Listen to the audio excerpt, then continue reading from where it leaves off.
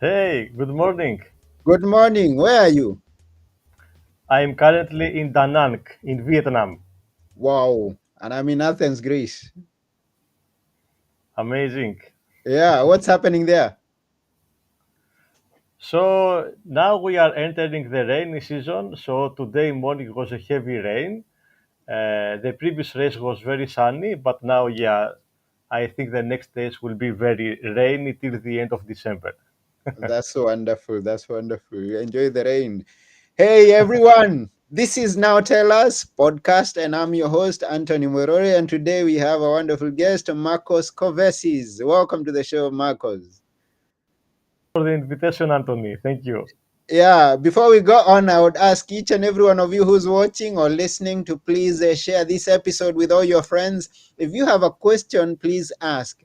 And if you have a comment, we'll have any comments.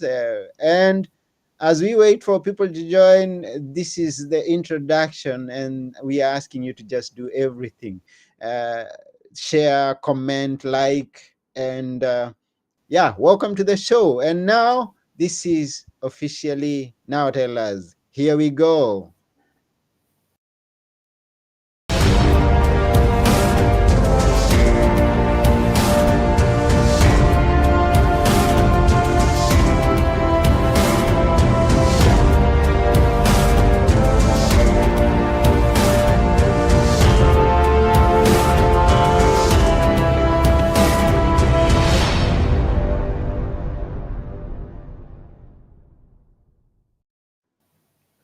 Yeah. For those people who are seeing Marcos for the very first time, Marcos Korvesis is a career and business coach for digital nomads. He's passionate about helping individuals discover their ikigai, the Japanese concept of a fulfilling life and career that aligns with one's passions, skills, societal needs, and rewards, with a specialization in career transitions, remote work, and digital nomadism.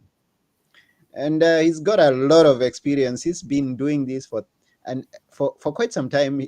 He's gonna tell us, maybe I think from 2018, and he's been to 37 countries. Just imagine, 37 countries. I want to hear much about that. Welcome to the show, Marcos.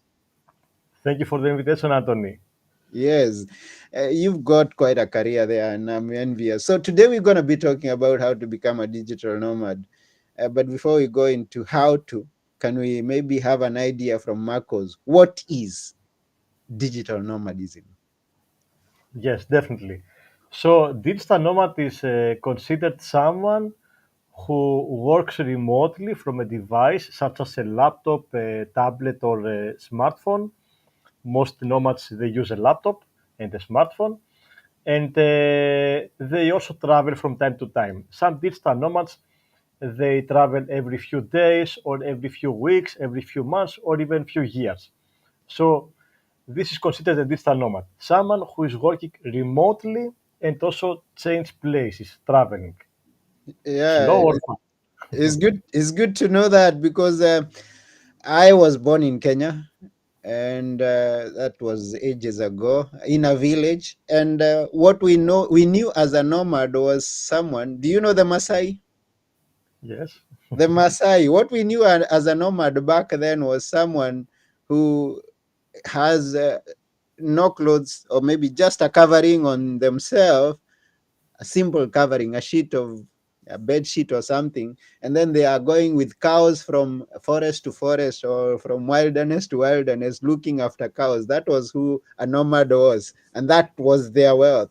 Now we are in the digital age, and this is what we are describing a nomad as: a digital nomad, someone who goes from place to place with his work, with his wealth in their computer.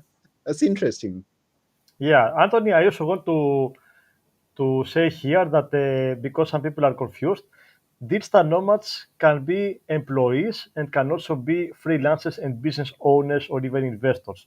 Oh, So it's not only freelancers, because many people think that all the digital nomads they have an online business. okay. So there are many digital nomads that they are employees or business owners, Yes. and also someone can be a digital nomad in their own countries. Mm-hmm. So if a person is working remotely, for example, from Greece, and is traveling from city to city, island to island, village to village inside Greece, is also digital nomad. Oh, Okay, so just clarification. yeah, that's a good clarification. I think the landscape changed, or things changed during COVID. That's when most of the people realized, hey, I cannot only work in an office. I can also work from home. Or was it happening before COVID? Because that's when many people realized things are happening this way. I can work from home. I don't have to go to an office every single day. Was it happening? How far back did you come to know this digital nomadism yourself? So for myself, I learned about digital nomadism around 2016-17, Mm-hmm. and I became a digital nomad by myself in 2018. But actually, digital nomads exist way before that. Like one of the first digital nomads is considered a guy, I can't remember his name now. He was a radio producer, and Mm-hmm. he was traveling around the United States with a super advanced bicycle and Mm-hmm. equipment to do his radio production, and that was in around 1986. Mm-hmm. So there are digital nomads even 40 years ago.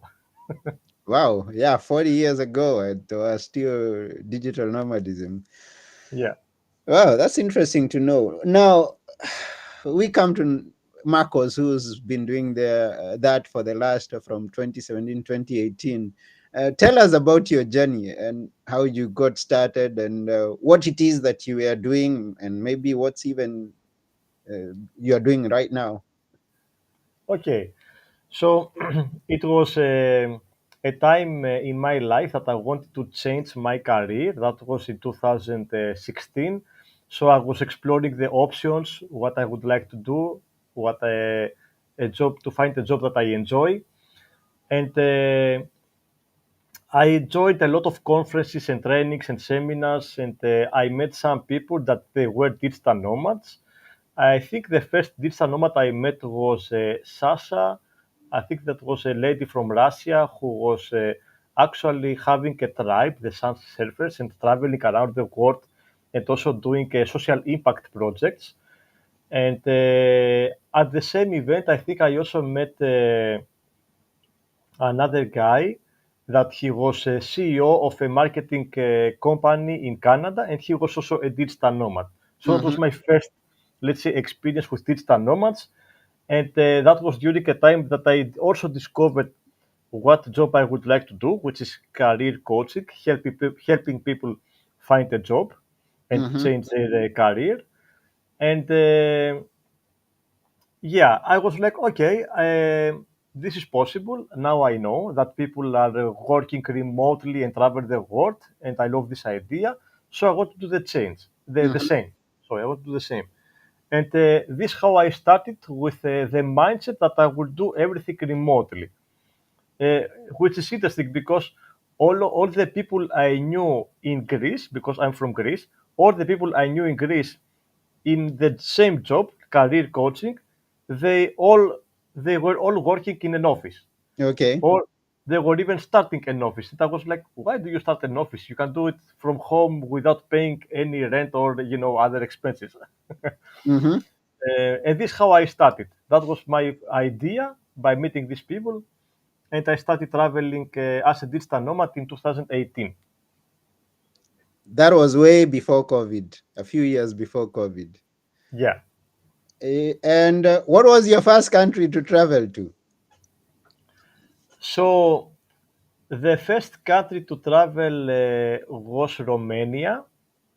Actually, when I changed my career and decided to become a digital nomad, I was bankrupt. I didn't have any money in my pocket or the bank account. I even had to pay a bank loan and an electricity bill, a big electricity bill. So no money, no job also.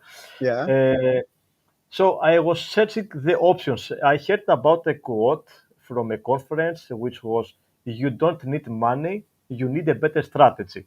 And I Oh. really liked this way of thinking. So I found full scholarships for trainings. I find opportunities, funded opportunities, like the Erasmus projects. Maybe you've heard about them. Yeah. There are Erasmus trainings because most people think that Erasmus, they are European projects, but most people think that they are for students. They are for everyone. There are a lot of projects.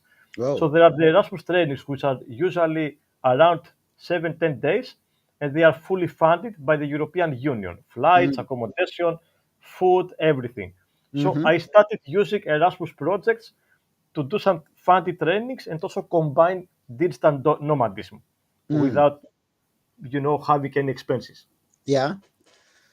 So Romania was your first country, Exactly. Yeah. and now I discover that you've been to 37 countries. 37 countries in such a short time. That we're talking about 6 years or so, 7 years around. You 37 know, countries. How is that? the funny thing is that I visited the first 22 countries in 1 year and a half. Wow. So that was very fast. One year Uh, and a half, 22 countries. yeah, How, because I how, was traveling you, around Europe. yes. Europe is very small, so it was very easy to change country. I think it's something you are waiting for. You are saying, once I'm released, I'm going to go to every country as quickly as possible. Yeah, it was something like that. Yeah. So, and then at some point, COVID hit. How was it for you? I think because it's something that you are well prepared for, not like everybody else who it got by surprise. How was it for you? So yeah, COVID was a surprise for me because it actually increased the request for my services. So more and more people they wanted to change their job to find something remote. So more and more people they were asking for my help and my services. Mm-hmm. So I had a lot of requests during COVID, actually a lot of work during COVID. And another interesting thing is that when COVID hit Europe, if you remember, COVID hit North Italy, Mm-hmm. right? Yeah, yeah. In the Mostly beginning. North Italy. It, Yeah. during March 2020, it hit Mhm. North Italy and then the rest of Europe. So Yes. I was in Marseille. I was in South France in Marseille, and my Okay. plan was to go to North Italy in like 5 days. So in Okay. these 5 days, COVID hit North Italy, and the things were very bad. And Mm-hmm. I was planning to go to Verona, Torino, Milano, Venice, Trieste, and many places in North Italy with visiting also friends, Okay. Italian friends. But then COVID hit Italy, and I decided to skip Italy, and I took a flight from France to Hungary, to Budapest, Okay. where I stayed for the lockdown. So I stayed in Budapest almost 4 months. 4 months. Yeah. And I guess you are feeling tired by that time. For the 4 months, it seems like eternity for you. Although you are working, you are still busy. How was it now? Because you got a lot of job there. Or were you relaxed? Were you tensed? Were you? How are you? So, well, it was when I was in Budapest, the first, let's say, 2 weeks, there was nothing because people were very afraid. So, I think I only had two requests for services the first 2 weeks. People Hmm. were very busy following COVID news, also myself. I was Yeah. following COVID news every day because I was very scared about it. But then I moved to a house with friends. So Hmm. I was living with a family, uh, friends, for around 3 months. And everything was way easier. We were hanging out. We were going to the mountain for hiking, which was just behind the house. Hmm. And I could also focus on my work and personal development during that time. So it was And okay. yeah, okay. So from that time until now, what has changed? What's in short? How has been the experience? Have you even traveled even more after we were given the freedom to travel, or did you decide to settle? How has it been? Yeah, so when I started as a digital nomad, I thought that I should book everything in advance, like transfers, flights, hotels and everything. And then I realized that, if I really want to be free, I should be very flexible.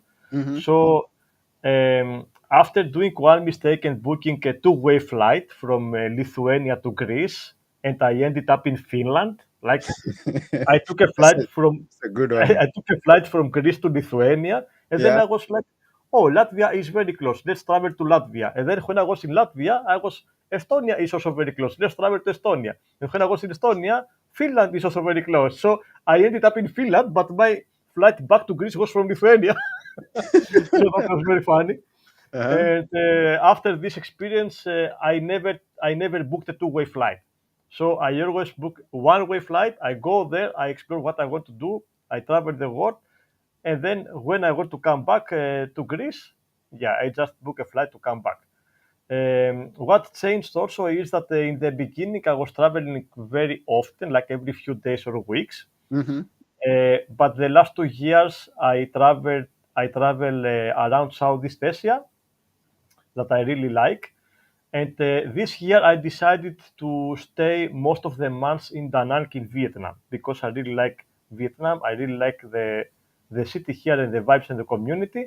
So I decided to be a slow traveler or a slow mat, as some people say, Yeah. like a nomad who travels very slow, and enjoy one place and learn about the culture and the local community. Wow, that's beautiful. And uh, maybe we can say, I am thinking, I was going to ask which has been your most loved country, but then I feel for myself it's Vietnam. Uh, So I yeah, would say Vietnam and Thailand. I also, Thailand. yeah, I also really like Thailand, especially especially South Thailand. The islands such as Koh Samui, Koh Phangan, and Koh Tao. I really like them. So I would say Thailand and Vietnam are my favorite countries so far. Which other countries have you visited outside of Europe and Asia? I have visited around 8, 9 countries, I think. So this is Vietnam, Thailand, Singapore, Malaysia, Cambodia, Laos, Indonesia, and the Philippines. Okay, no, no, that's in Asia. But have you been to Africa? Have you been to? You've been to the US, Ah, definitely. okay. You've been to the Yes. US, definitely. Yeah. Which other parts have you been to? Yeah, I have only been to the US, in New York, Okay. actually. And then I have been to around 28 countries in Europe and the rest Southeast Asia. So I haven't been to Africa yet. I haven't been to Australia, to East Asia like China, South Korea, Japan, or Latin America, South America, not yet. So Okay. many countries to explore in the future. Yeah, we have quite a lot of countries in the world, so you can never be to each and every one of them. Exactly. But then once you are a free person, like you are a digital nomad, you can work from anywhere. Then it's possible for you to explore more countries. Yeah. Wow. And someone could be listening here and is asking, how do I even get started? Because this is, and I know there's so much that we can cover if we had even more time, because we don't have so much time. But then someone who's asking himself, how Mm. do I even get started on this journey? Tell us how Yeah. to get started. So the first thing that someone needs to do in order to become a digital nomad is find a remote job. So actually, what I mean is find a job that can do remotely. There are over 300 jobs that can be done remotely. Many people think that they are mostly IT, like coding, programming. It's not. Okay, there are many jobs, and some of them are kind of easier, let's say, than Mhm, IT. So you can become an English teacher. You can become a mathematics teacher. You can mhm, become a virtual assistant that you offer administrative services, secretarial services. You can become a translator, right? So there are graphic designer, digital marketing, social media. Like there are so many jobs. Most people can see most of the jobs in platforms like Fiverr. Okay. So the mhm. first thing is to decide to do a job that can be done remotely. The second thing is to decide if you want to be an employee or a freelancer or both. Why is that? Because If you want to be an employee and work remotely, it will be more challenging to travel the world because employers do not hire employees from other countries. Some of them they do, but it's not very common. So most employers do not hire employees from other countries, and most employers do not allow their employees to travel the world. So if you want to become a digital nomad with the full flexibility and freedom, it's better to become a freelancer and have your own online business. That will be Mm-hmm. the most flexible because you can work from anywhere with anyone, anytime you want. You can choose the time, the income, and everything, right? Okay, so there's a big difference between being an employee or a freelancer. Mm-hmm. It's very, Okay, very different. that's a good one. Yeah, and at this time, we want to thank each and everyone who's watching. April Dobson, hi, how are you? Have a good day. And if you have anyone out there else who's watching, can always say hi, ask a question as we learn more about digital nomadism. Now, choose a career that can make you a free person that you can use on your laptop and go anywhere. And there's a question that I have met a lot of people asking: how do I, like, if now whatever it is that I am, and I start my teaching job, that's a business, and or maybe a coach, that's a business.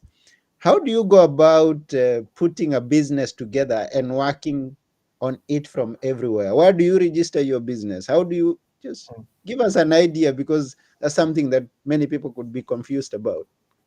Yeah, so about that, there are some companies such as taxhackers.io or heaven.io. There are some companies like that they offer global tax optimization services. So they can inform people what are the options to register their online business so they can avoid a lot of taxes and similar expenses. Okay, so this is very important. Also, Mm-hmm. when I started my own online business, I didn't know anything about taxes and stuff like that. And I realized in 2023, last year, I Yeah. realized that I could avoid over 50,000 of euros. I paid over 50,000 euros in taxes and stuff like that I could avoid if I knew what I know now. Okay. Okay, so it's very important where you register your business. It's very important. And also, it's very important if your clients are B2B clients, like businesses, or B2C individuals. This is Mm. also, it makes a difference regarding the taxes and stuff. Okay, Wow. and another good thing is that an advantage that digital nomads have is the geographic arbitrage. So if people they want to start without a budget, let's say, or let's say a small budget, Mm-hmm. uh, they can actually just move to a lower cost of living place, like maybe another country or a small town or village, and it's easier for them to live because they have a lower cost of living, a lower rent and food, and everything is less. Like here in Vietnam, imagine that I can go to a restaurant and I can have a full meal with €1. Mm. The same Interesting. meal, Full the euro, same meal, full yeah, meal. €1 full meal in a Yeah. restaurant. The Uh-huh. same meal costs €10 in Greece, Wow. and even more if you go to the Netherlands or England or other countries. The Interesting. same meal. That's interesting. Yeah. Wow. Wow. So um moving from one country to the other, and maybe you have family from where you're coming, your brothers and sisters, fathers, and how do you always, now I'm thinking of someone that could be having, do you often go to check on them? Do you just are satisfied with where you are and you can always comment and I mean connect through the internet? Or how does that one go about? Yeah, so for family and friends, I usually connect online, of course. Hmm. We do some video calls, we are chatting um, many times, like very often.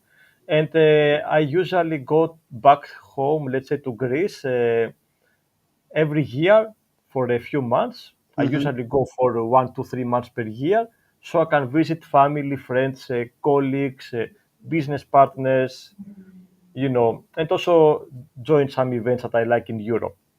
Wow, wonderful. Now that seems like sounds like something every one of us should have. Become digital nomads to be free person people.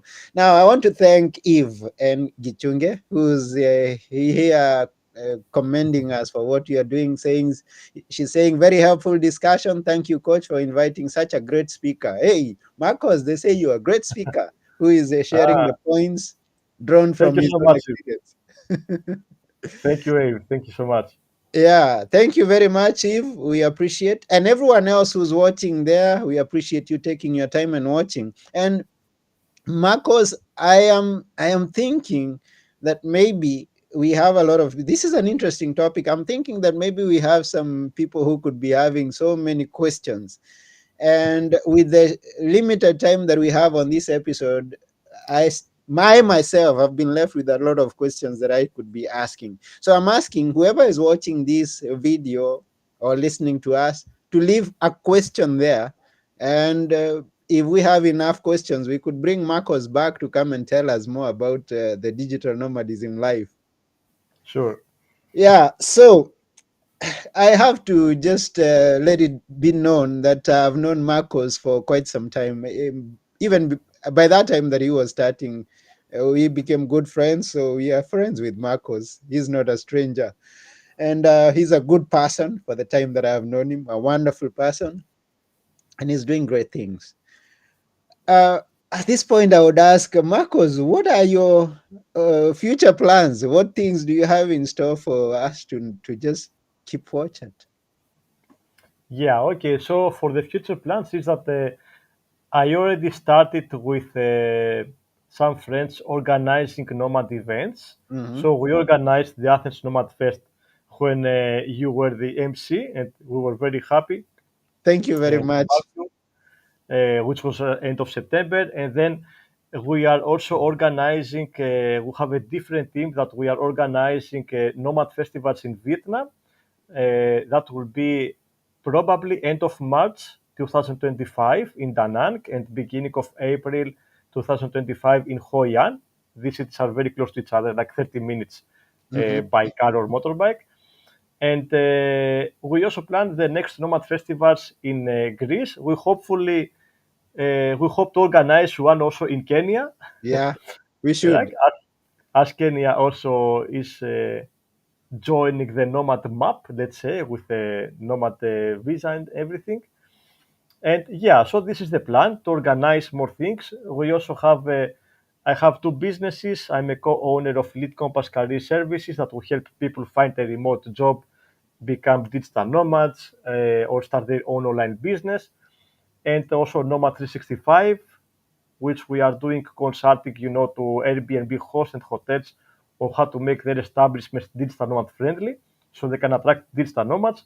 Because that was a big challenge for us as digital nomads when we travel to actually find an apartment, an Airbnb or a hotel with a stable Wi-Fi, with a good light for video calls, an ergonomic chair. That was very challenging. So we decided to do this startup, and we hope to solve this issue sooner or later. Yeah, and I believe that is something that is going to happen. I always talk about achieving your dream. So I pray that you achieve your dream, and it's possible. Just Exactly. a few steps and a few ingredients that you need to have, which I talk about in my workbook, the Achieve Your Dream workbook. If you don't have a copy, you should get one. I owe you a copy, Marcos, the next time that I got to meet you. Maybe in Greece, maybe in Vietnam, maybe in Kenya. So I owe you Yeah, a yeah, copy. definitely.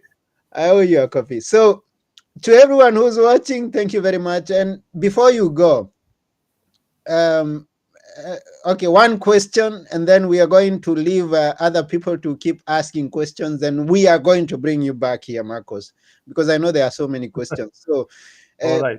put as many questions as you can in that video that you're watching, and then we are going to compile those questions. We are going to come and answer those questions. It will be a Q&A. So Eve is asking, does this nomad business have age limit? Answer that, Marcos.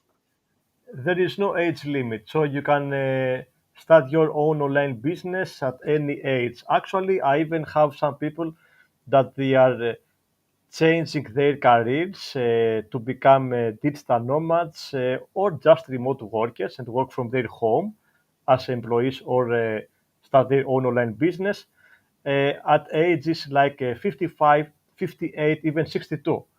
And there are people that they are actually, some of them, they are very successful. They are country managers, CEO, they have very popular roles like upper executive director roles, but they don't really like their job or they don't like to work in an office.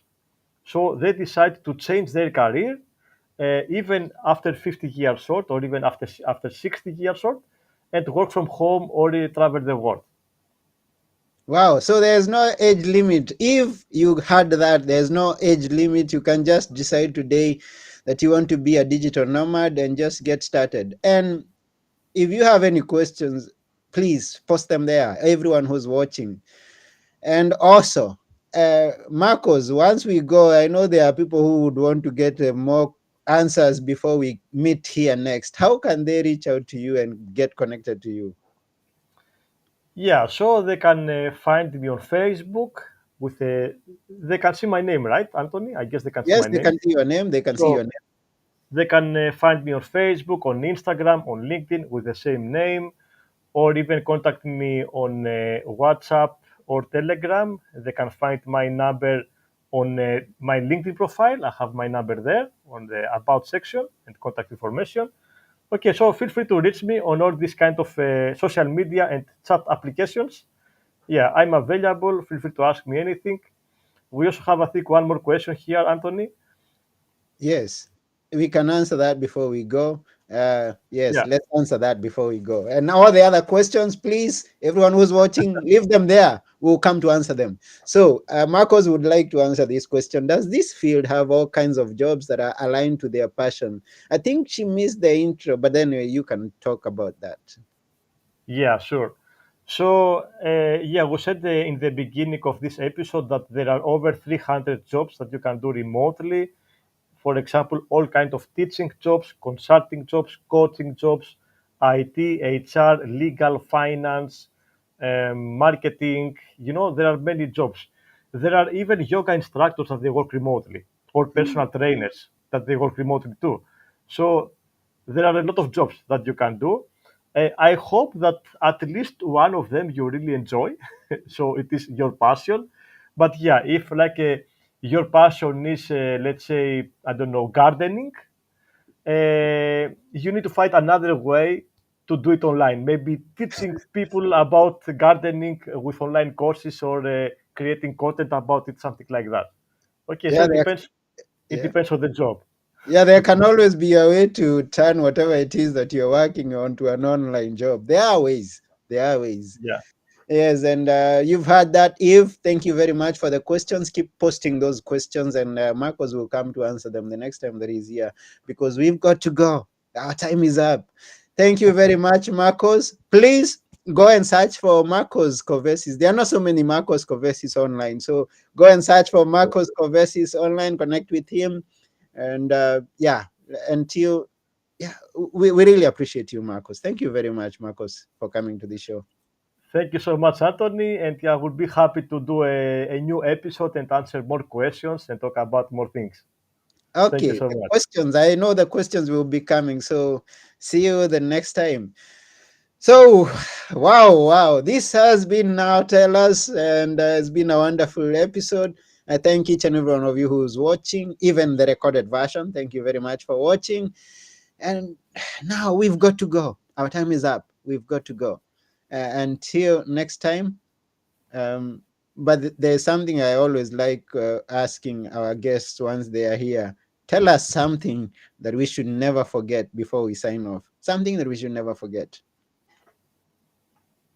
Marcos? Okay, so yeah, like it's the quote that I had in the beginning that I say, you don't need money, you need a better strategy. Okay, so Yeah, just keep this in your mind. There is always a way. Just you need to find a better strategy. yeah, it's not about money. Yeah, it's a better strategy. Go and work on your strategy. Thank you very much. That's about it for today.